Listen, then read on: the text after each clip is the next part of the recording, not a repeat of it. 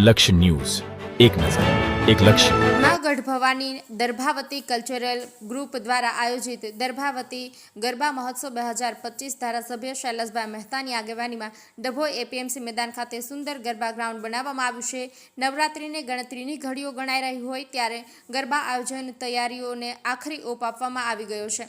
ગરબા ગ્રાઉન્ડની તૈયારીમાં આ વર્ષે ઓપરેશન સિંદૂરની ઝલક જોવા મળશે. સાથે સાથે દેશભક્તિની થીમ ઉપર આખું ગ્રાઉન્ડ વરસાદના વિના ખેલૈયે ગરબા રમી શકે તે માટે તૈયાર કરવામાં આવ્યું છે. ડભોઈ પંથકમાં સતત 4 દિવસથી વરસાદ વરસી રહ્યો હોવા છતાં ગ્રાઉન્ડમાં પાણી ભરાવાની સમસ્યા નહિવત જોવા મળી છે. ત્યારે આયોજકોનું માનવું છે કે ગમે એટલો વરસાદ પડી જાય, એક ગરબાની રમઝટ વણથંભી ચાલશે.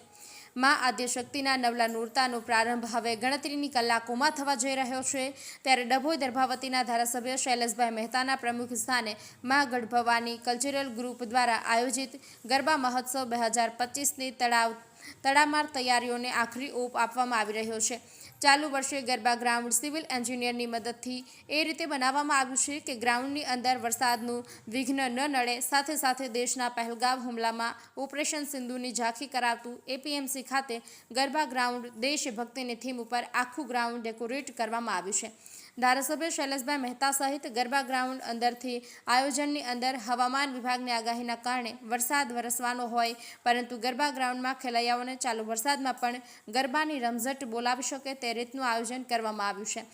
ફેલાઈ આવો છે અને ગરબા મહોત્સવનો ભરપૂર આનંદ લઈ રહે તે માટે ડભોઈ ગરબા મહોત્સવમાં ગરબાની રમઝટ બોલાવવામાં યુવાધન પણ હિલટોલા ખાઈ રહ્યું છે. પલક સોની કલાવૃંદ દ્વારા ગરબાની રમઝટ બોલાવવામાં આવશે. ત્યારે દર્ભાવતી નગર ગરબાના તાલે ઝૂમી ઉઠશે.